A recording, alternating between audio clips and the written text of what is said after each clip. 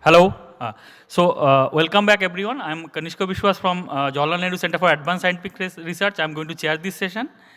Today we have the speaker, Professor Eswaramoorthy, who is a professor in the same institute, JNCSR Bangalore, and also he's a dean academic there. And Professor Eswaramoorthy is going to talk about electrochemical synthesis of ammonia, stakes and challenges. So Eswar, you have around 35 minutes. Thank you, Professor Kanishka. At the outset, let me thank Professor Cheetham and the organizers for the invitation and the wonderful arrangement. So today that my talk is, you see that the electrochemical synthesis of ammonia, stakes and challenges. And you know that ammonia is the life-making chemical. Nature synthesizes ammonia in different ways. The nitrogenase enzyme in the bacteria fixes nitrogen at room temperature and pressure. And decomposition of animals and human plant waste, which contains a lot of amine-containing compounds, releases that of ammonia. Even atmospheric fixation during the thunder and rain gives you ammonia. This is a natural process. Even the volcanic eruption gives you salts, ammonium salts. But that artificial process, which you all know, that Haber-Bosch process, which is almost a 100-year-old process, and almost 185 million tons of ammonia is produced per annum, and it generates nearly 500 million tons of CO2. The CO2 is not coming directly from the nitrogen and the hydrogen combination. The hydrogen required for this ammonia synthesis comes from the fossil fuel, which gives you a lot of CO2. And it's also require very high temperature and high pressure. And almost like 1 to 2% of the global energy is spending on this hydrogen ammonia production. And 1.2% of the global CO2 emission comes from this ammonia synthesis. And so when Haber gave the Nobel lecture in 1920, he said, nitrogen bacteria teaches that nature, with their sophisticated forms of chemistry of living matter, still understand and utilizes methods which we do not know how to imitate. Let it suffice, in the meantime, improved nitrogen fertilization of the soil brings new nutritive riches to mankind, and that the chemical industry comes to the aid of farmer who, in the good earth, changes stones into bread. And still, we do not know how to imitate that natural process, and still only one industrial process still standing tall among all the things. Though the alternative approaches for ammonia synthesis, people worked it out: biochemical, plasma-mediated, photocatalytic, and electrocatalytic process, where the nitrogen reduction or even a nitrate reduction, which I will touch upon that later part. Particularly among all these things, the falling cost of this renewable energy makes this the last one, the electrocatalytic nitrogen reduction, more and more attractive. And many people are getting into this field, looking at it, the viability in future. Almost like more than 1,200 papers published within short window of 3-4 years period, 2018 to 2022. If you look at it, Nature alone, around 25 papers, Nature groups published in this area. This is electrocatalytic nitrogen reduction to ammonia. And the process in nitrogen reduction is a 6-proton, 6-electron reduction process. Reduction happens at the cathode, and these protons and the electrons coming from the anode, where that water undergoes oxidation, leaving this proton. This goes through that membrane, So this goes through that membrane where this proton interacts with the nitrogen, and an electron, in presence of electron, it goes to that ammonia. And the potential, which you look at it, 0.092 volt at a pH 0, and whereas this water oxidation requires more energy. So overall, the potential, if you look at it, is minus 1.14 volt. Depending upon the pH, you will see that the reduction potential and oxidation potential changes. The electrochemical reduction of nitrogen is already reported more than 3 decades ago itself. There are many papers, but the yield of ammonia is very, very low, which is around 0.0. You can see here very, very less amount, 0.001 microgram of ammonia per hour per centimeter square of the area of electrode. And it's too little to take note of it. And the mechanism, associative mechanism and the dissociative mechanism. In the associative mechanism, where the nitrogen first binds to the metal sites, and then each step by step, one proton, electron, multiple addition goes, and then comes to that finally ammonia. It's a desorption happening. In the dissociative mechanism, where the first step is that N triple bond breaking, and then later addition of hydrogen leading to this ammonia. So this mostly in like a Haber-Bosch process, people discuss about this mechanism, but in other part, associative mechanism, where any material which uses, should be a good catalyst, should have this, a first step. This has to be stabilized very well. And it also that this step has to be destabilized. It should not be absorbed. The last step, this NH2 should not strongly absorb the metal site. So the good catalyst should have the first step strong, favorable one, and the last step should be like a not favorable one. So based on some of the theoretical insight to design the catalyst based on this associative mechanism, where you can see the binding energy for this nitrogen. If you look at it like a titanium, tungsten, which strongly binds to this, the last step, that NH2. So that means it will not be a good catalyst for this reaction. On the other hand, gold and silver, the first step is very, very unfavorable. So this again will not be a good catalyst. So one which falls in this region where it's neither binding too strongly nor too weakly could be a good elements for this type of reaction. And one important thing is that in aqueous medium, if you have to carry out the hydrogen evolution, that is proton reduction, this is a competitive reaction. HER is a competitive reaction. So this kind of elements, molybdenum, iron, ruthenium, the people tried out looking for this better catalyst for this reaction. One important paper in 2014 came in Science, where they have reported the nanoscale Fe2O3 in a molten hydroxide suspension gives that ammonia with a very high Faradic efficiency. The competitive reactions are HER. With this Faradic efficiency is very wonderful to see that. And also they reported a good amount of ammonia protection. It's a very interesting results. And followed that in the 2018, there are 2 reports where MOS2 catalysts were shown give a very good ammonia yield. And 5.23 microgram per hour per centimeter square. Even look at it, another MOS2 changing the morphology in the flower, nanoflower gives you around 30 microgram, and which is naturally, which is far higher than those kind of report, which is 3 decades back people reported. So when we started this work, we thought, okay, we will reproduce that what the results already published, and then we synthesized this MOS2 through hydrothermal reaction, and then after that reduction of nitrogen at the cathode, estimated that ammonia formed in the solution through the indophenol method. And then we looked at it both when you pass nitrogen, this is a kind of, you can see that anode and the cathode where the nitrogen undergoing reduction. If the nitrogen undergoes that reduction to give ammonia, this will be there. You will see the increase in the absorptions of this indophenol. To our surprise, we have seen both when you pass nitrogen or you pass argon, bubble it, you see that increase in the ammonia production. So there is something wrong. So we found that when you leach it out very much, then again it was showing this ammonia production, whether you pass nitrogen or you pass argon.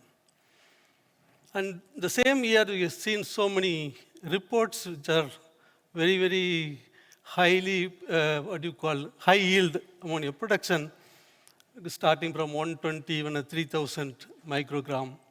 And some of the reports we tried, but we couldn't get this kind of results. And then we realized that there are problems in the electrochemical nitrogen reduction. Main problem is that the ammonia solubility. So one would expect that ammonia in the environment can interfere with your system because at that low level. So you have to make sure that electrochemical setup, electrolyte used, everything should be free of ammonia contamination. And then optimizing the external condition starting from the electrode holder and setup to this ammonia crossover from the membrane, and also make sure that your catalytic material is not having any nitrogen resource. So many methods, we have to optimize it, and we are not getting any error from those results. And the first thing which you look at it is indophenol method, estimation of ammonia. This requires a kind of oxidizing agent, sodium hypochlorite, and the catalyst nitrobrucide, and salicylic acid is a coloring agent. So whatever the reports so far, most of the reports coming with that indophenol method in the estimation of ammonia in the electrocatalytic reduction. But the big problem here is that there are 4 procedures people generally used, and the various slight variation, particularly when you look at salicylate to the sodium hypochlorite ratio, we found that there are procedures which is one case is 1:14, and another case 1:0.07, and another case 1:02. So what we first optimize this process itself. So we known amount of ammonia we have taken, and then estimated with all the 4 procedure, and then look at it whether is reproducible. If you look at it, that procedure 2, P2 here, you see there won't be any ammonia kind of peak associated with the indophenol method, even for the known 0.2 ppm of ammonia. So a solution containing a known concentration of ammonia did not show any indophenol, the peak, at this very high, oxidant ratio. When the salicylate to oxidant is high, this P2 method is not efficient. So we selected out of the 2 methods, the P1 and the P3. The difference between these 2 methods, we found only that in one case mostly that citrate is added, in another method there is no citrate. The citrate is mainly to avoid the interference from the cations. So we looked at it, again known concentration, carried out with that known amount of metal ion introduced into that. And you can see here where the citrate addition shows that reproducibly none of these metal ions interfere with that. Whereas if there is no citrate, you see that, that there is a change in this level of ammonia, even for the known amount, you see that non-reproducibility in the result. So we selected that one which contains with the citrate complexing agent, and then repeated this experiment, reported in the Nature Communication, the palladium carbon. So we found that this ammonia yield in those cases was reported 4.5 microgram, which what we got is 1/3 of this amount. So then we realized probably whatever that ammonia produced, we are losing it out. Either it is getting carried away by that nitrogen when we are passing out during the reaction. If that is the case, we have to trap those whatever ammonia going out from the cathode in the flow of nitrogen. So we looked at the whole system and put the trap outside where the nitrogen bubbling, whatever comes out, the known amount you introduce ammonia, then bubble that nitrogen, and whatever coming down has to be accounted in the trap.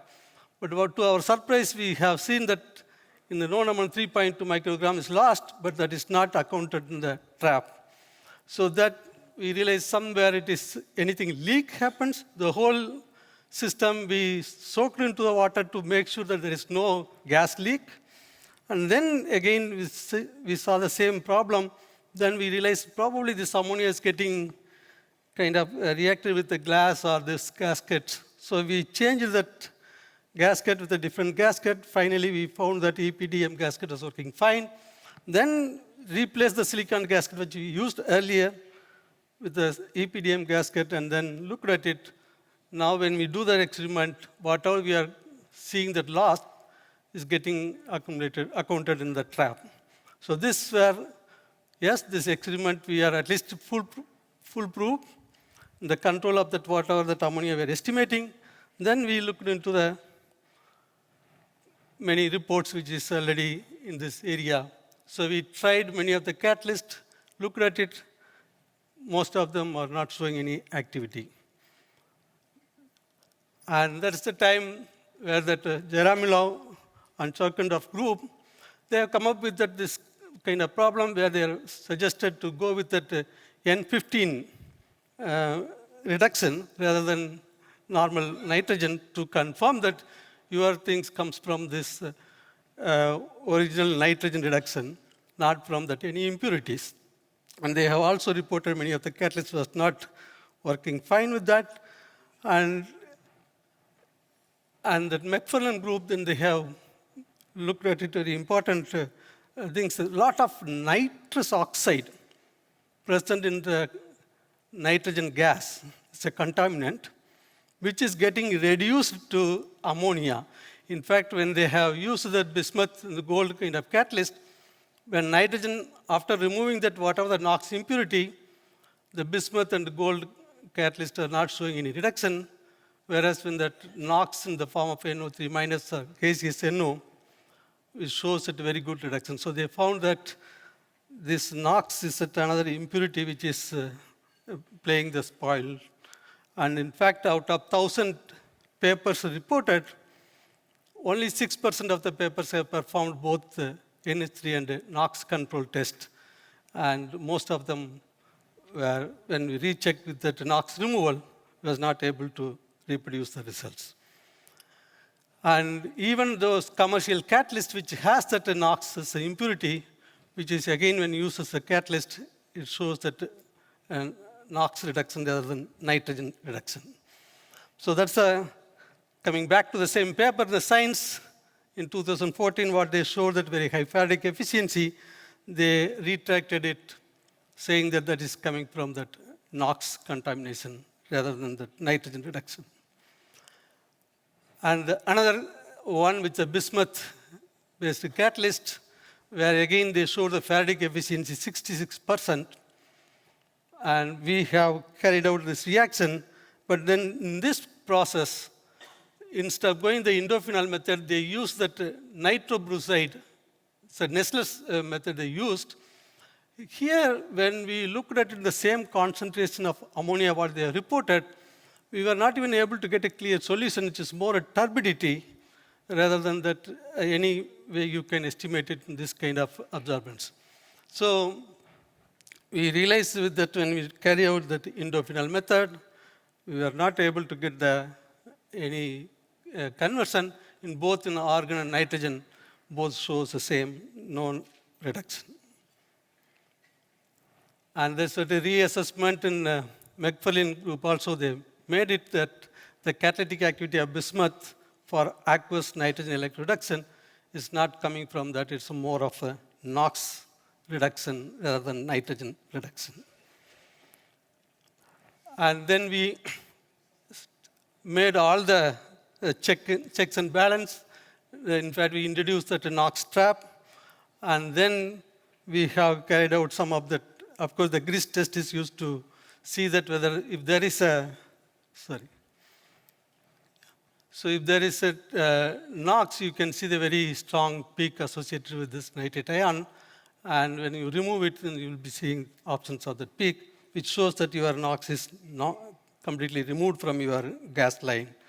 And then we looked at into the whole bunch of literature where we found, because it's ammonia reported, it's a little bit of very tricky. What they reported in the terms of concentration of ammonia, multiply the volume of electrolyte per amount of the catalyst. often this catalyst will be less than a milligram, they will use it in electrocatalytic reduction.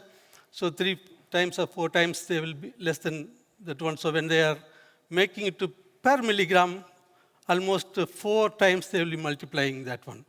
0.25 milligram, they will use it.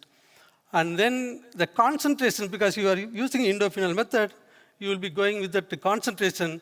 So you'll be looking at the microgram per ml. In your electrolyte volume, you may be actually using a 30 ml. So that leads to that another multiplication factor of 30.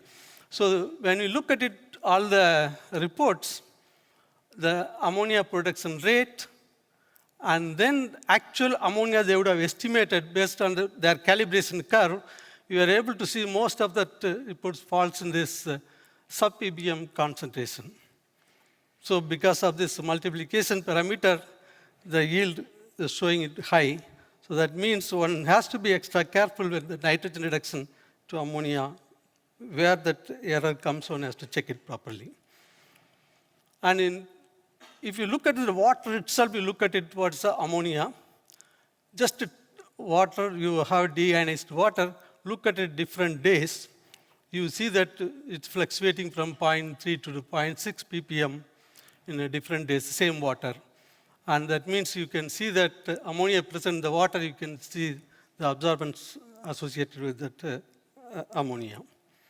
And so we have, in fact, we looked at it rather than using the same standard, we looked at only the difference in the absorptions as your calibration things. So make this going through the origin and then thereby look at it right value.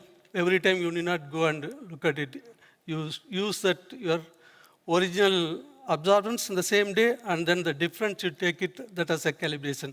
And we have looked at the same one repeated, the same blank, you repeat it, you will see that the variation is something around delta E absorption 0.007, which is again, if you look at it, that limit of reduction and then limit of quantitation, if you see, anything which comes around 0.05 to 0.1 ppm is not that value you can trust. So it could be an error which you will be having it. One has to look at the instrumentation error and the limit of quantitation before you go for that estimation. So we have, again, took another reported work and look at it, how much is the reproducibility. And then literature, you can see it comes around this, in this one, very high yield of ammonia. But what we have seen that concentration, ammonia production rate, they put 7.86 microgram, but that actual concentration is 0.02, and which is not even reproducible. And you can see that even in presence of argon, we are getting the same value. And we also repeated with another catalyst, zinc sulfide. And there again, we found that even in argon, you can see multiple steps. If you see this ammonia formation keep on coming, at least 3, 4, 5 steps, one has to make sure that you are not getting this ammonia by just passing that argon. Then you do that nitrogen reduction, then you see there is no ammonia. So based on that, we have come up with this protocol.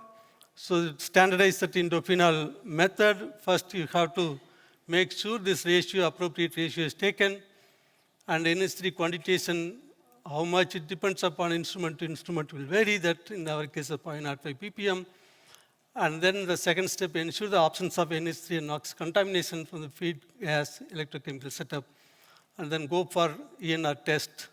And then use this repeatedly, even in your argon, there won't be any ammonia production. If it comes again, go back until you see that ammonia formation is less than 0.05 ppm.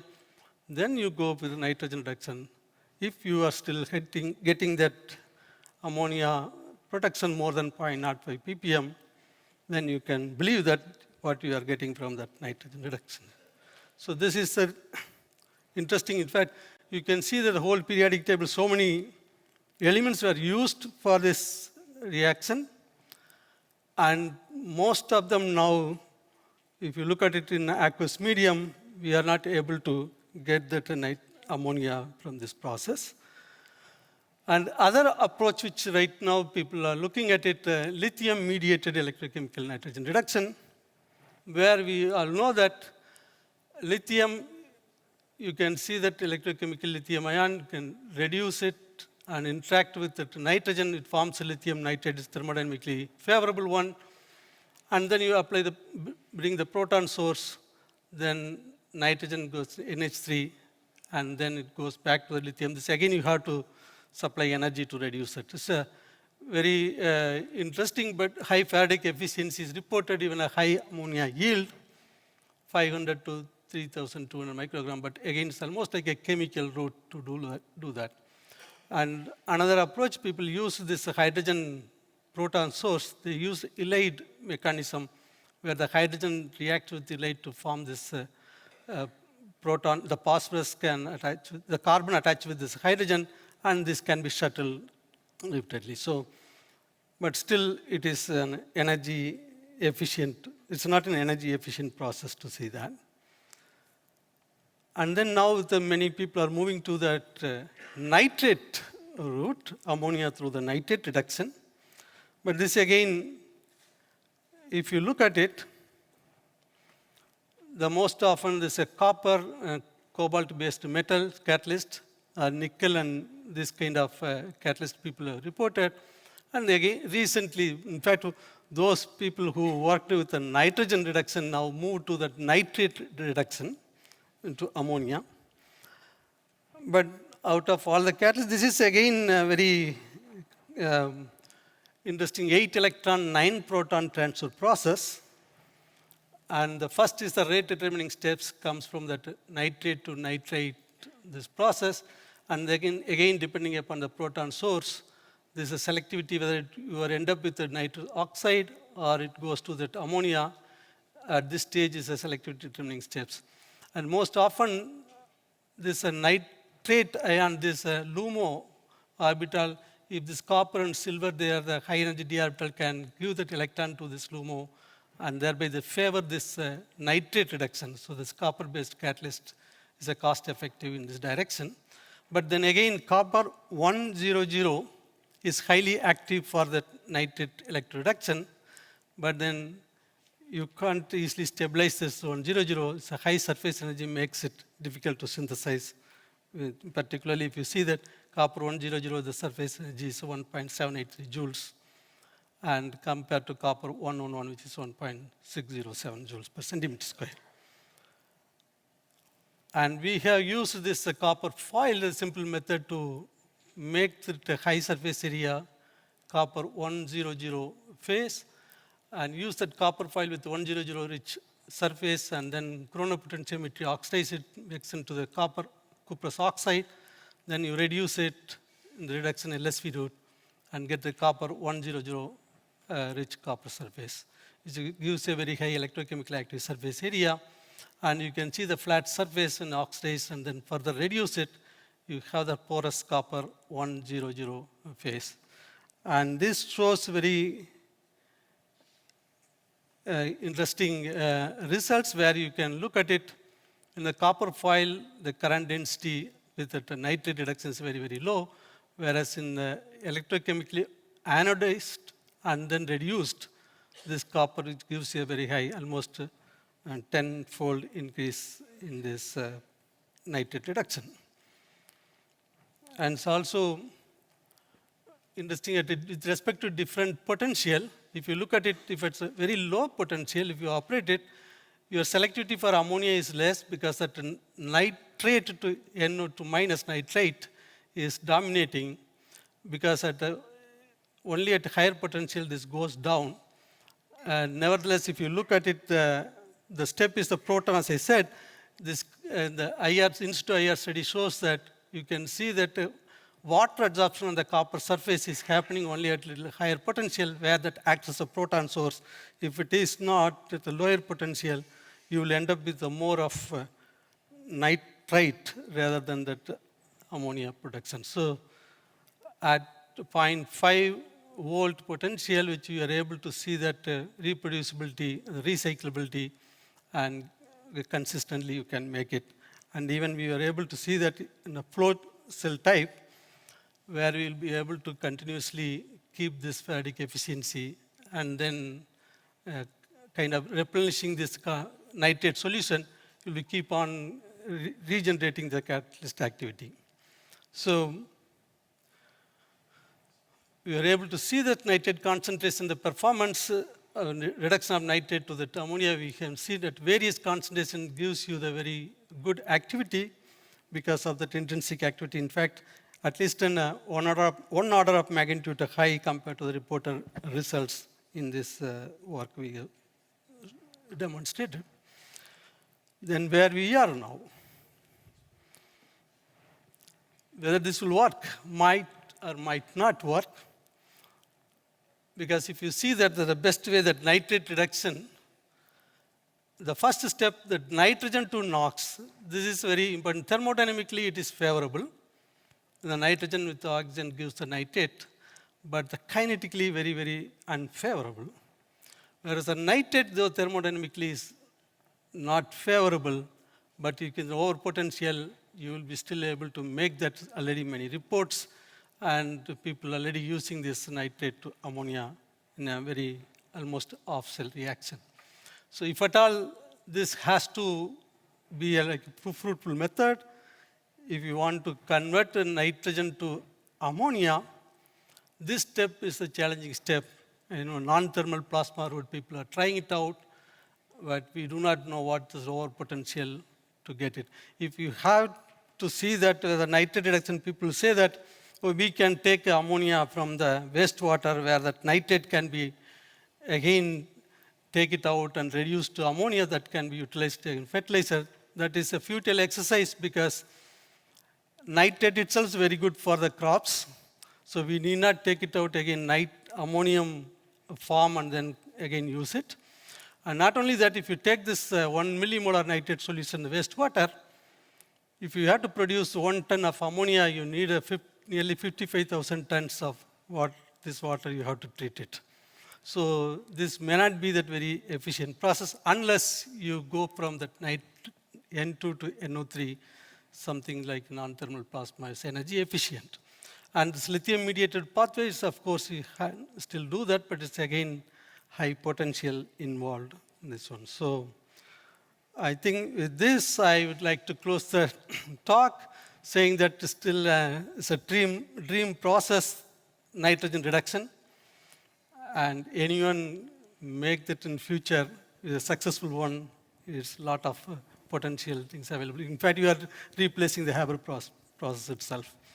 So with this, I will acknowledge the student who involved in this work, Suchishmita, and Arunav Sagai is no more, but unfortunately, and then Abhishek Karg, who did that latter part, nitrate reduction. With this, thank you once again. So thank you, Professor Eswaramoorthy. So the talk is open for discussion. Is there a question, comments? Yeah, Professor. Yeah.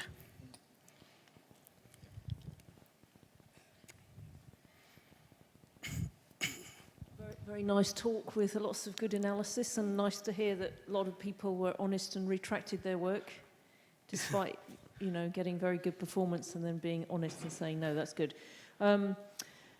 So you didn't really give analysis at the end what sort of levels of efficiency and